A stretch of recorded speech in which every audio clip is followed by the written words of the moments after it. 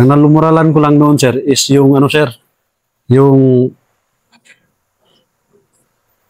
kini-question sa akin kung saan daw yung pera ni Jinggoy na hawak niya.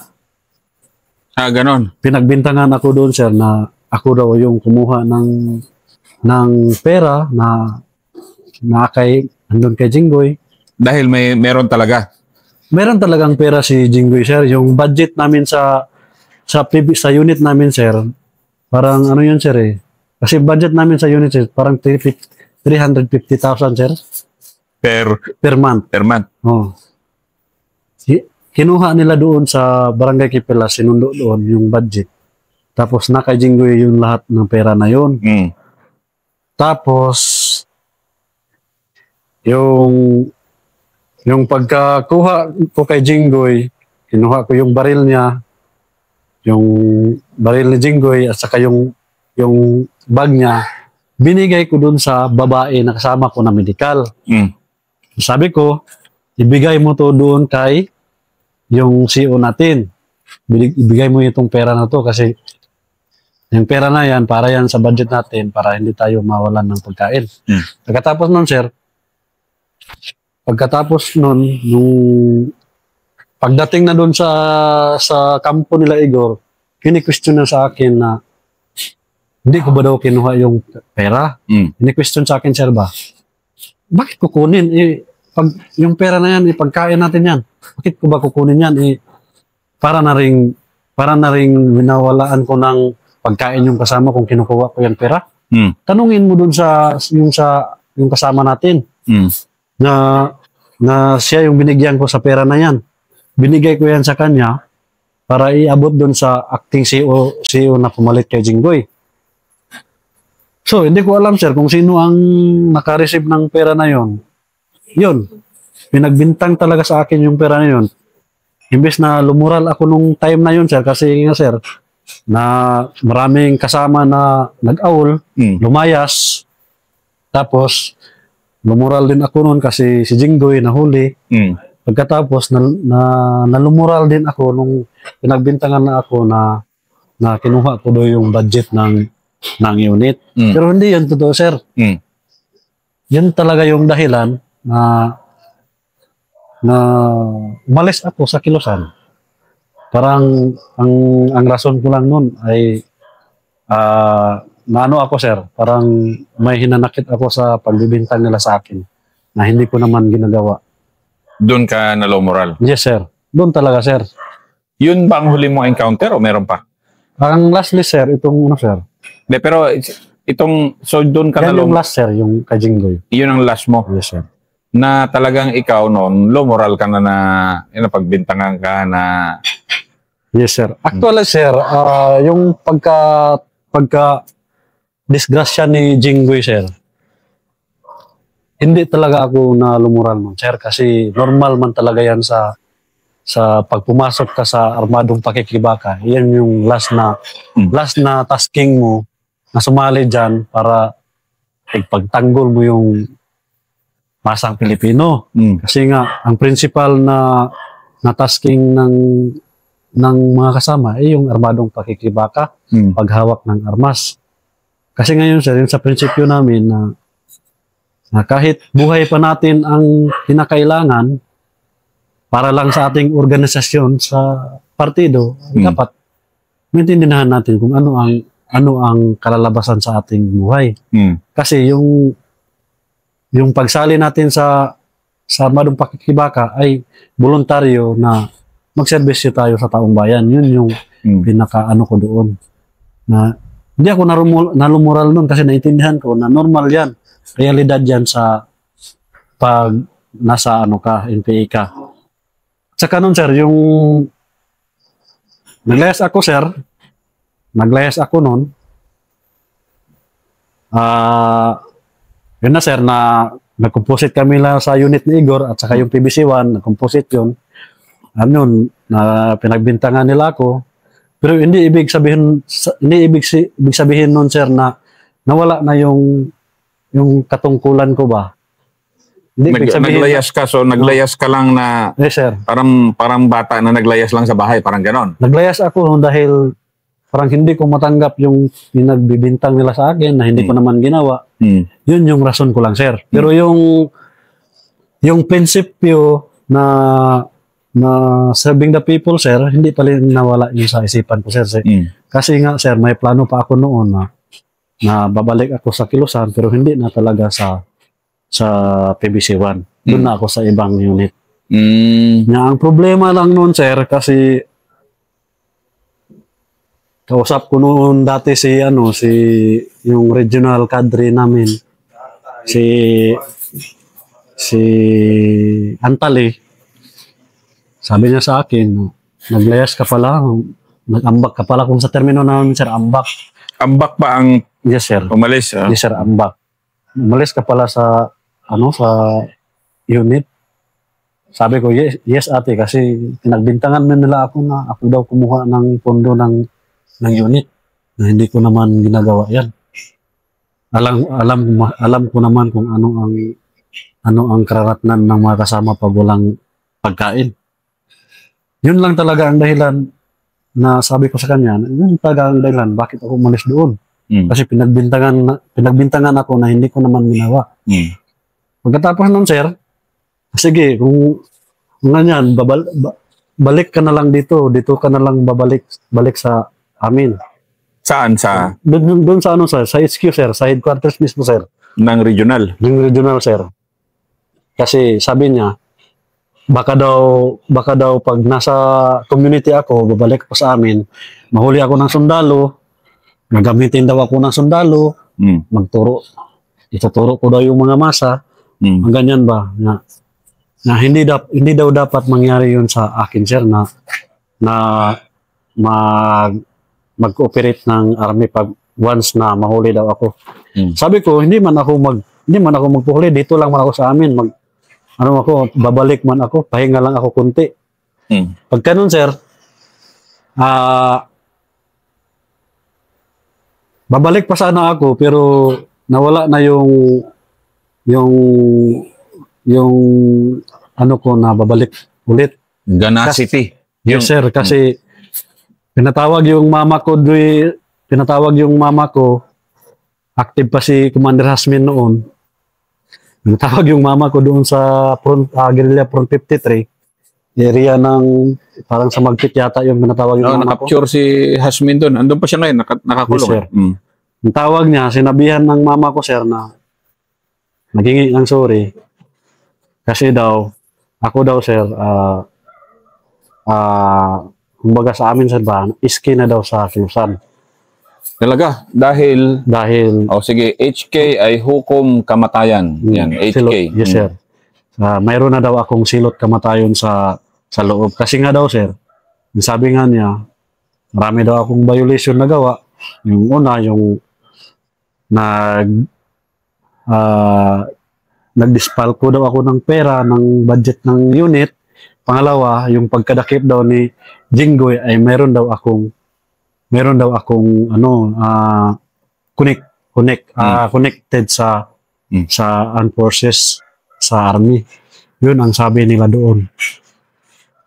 Tapos, sir, doon, sir, nawala na yung ko, sir, na bumalik kasi alam ko pag babalik ako, ganyan na yung ginawa nila sa akin, ginagawa nila ako ng issue. Mamatay lang ako doon pag babalik ako. Yun, sir, wala talaga ako, hindi na talaga ako bumalik.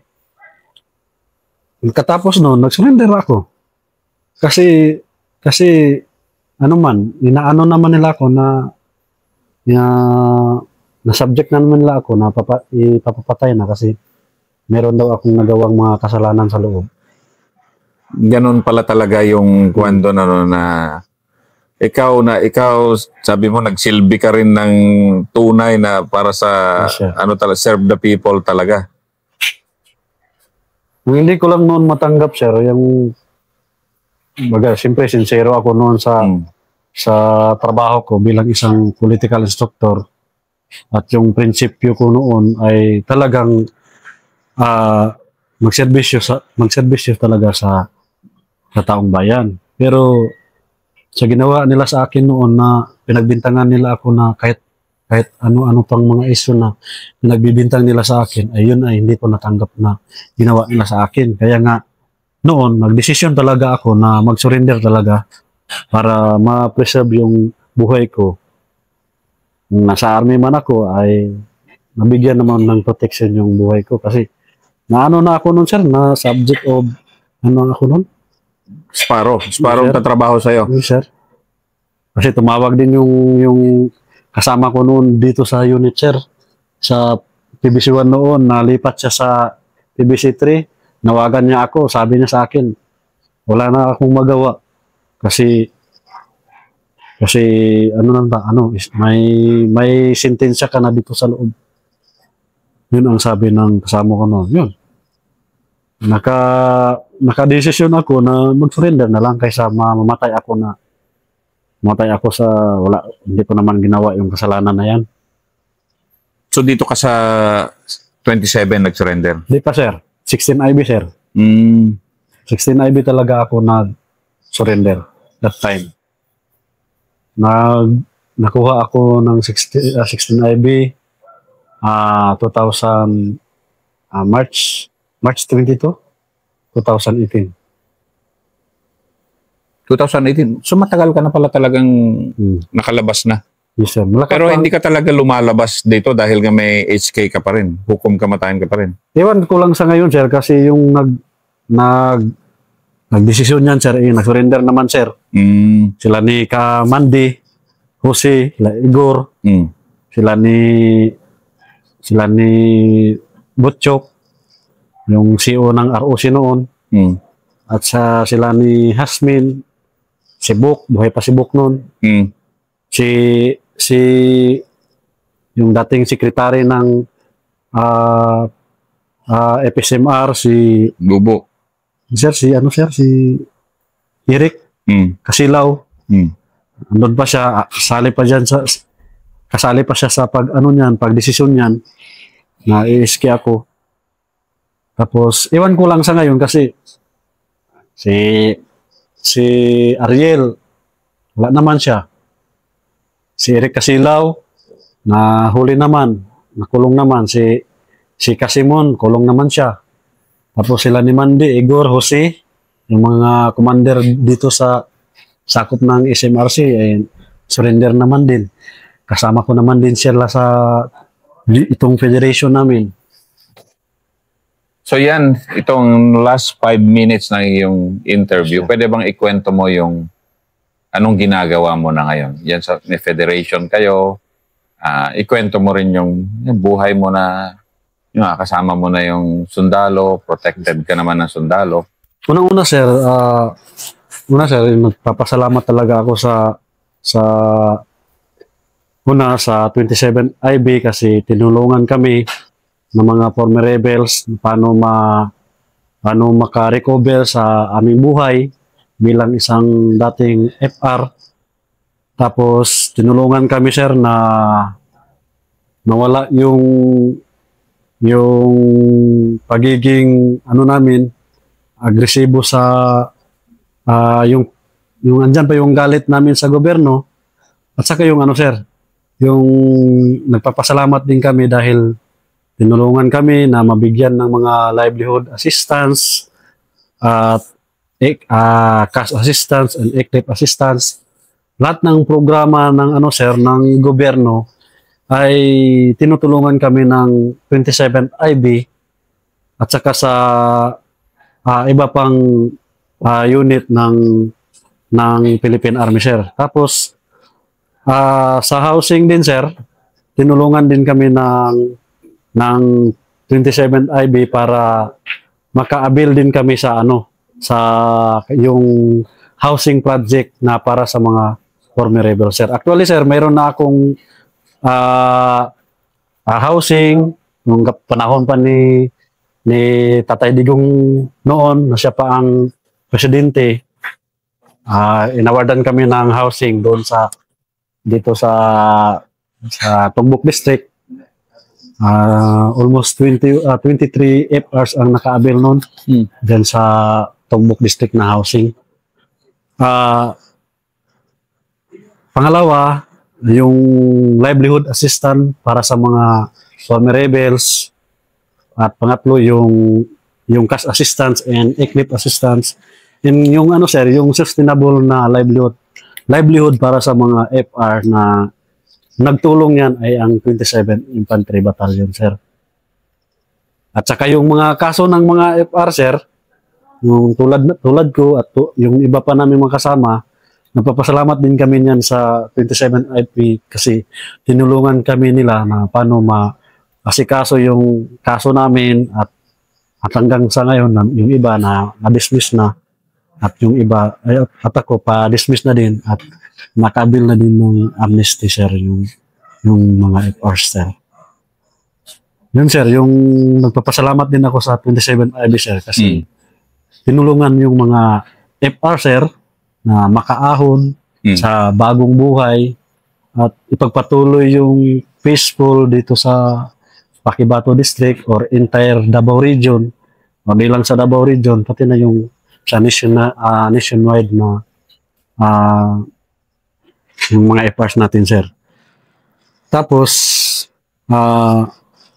ito, sir, bilang former rebel, sir, tapos hindi man talaga mawala yun sa prinsipyo ko, sir, ba, na yung tinatawag namin, sir, na serve the people, sir.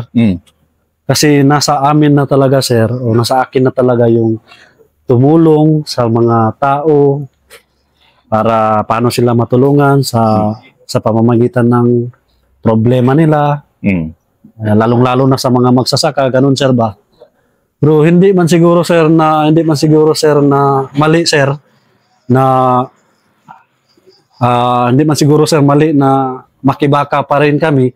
Pero doon sa legal na pamamaraan yung pakibaka namin, tulad ng ano, sir, continuing to the support the masa, sir, particular Paquibato District, sir, o saan ba sa area ng Davao City, sir, o Davao Region, para ipagpatuloy yung prinsipyo namin, sir, na serve the people pa rin kami, sir, kahit na FR kami, sir.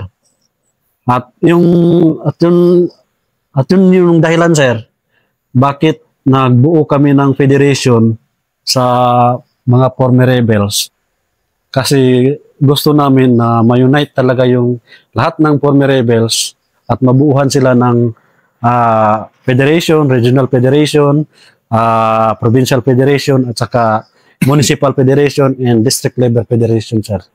Yun yung plan talaga namin, sir, na dapat actually, sir, yung FR Federation namin, sir, na-establish yan noong January 7, 2024, sir.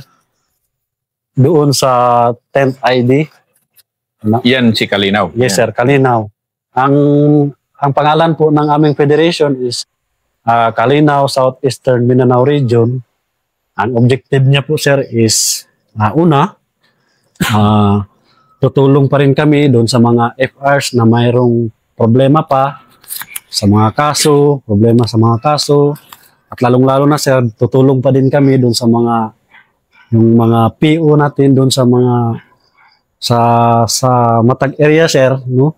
Sa sakop ng Davao Region, sir. So, yan yung objective ng Kalinaw SMR, sir. At pangatlo, yung to continue the insurgency pressure sa ating Region 11, sir.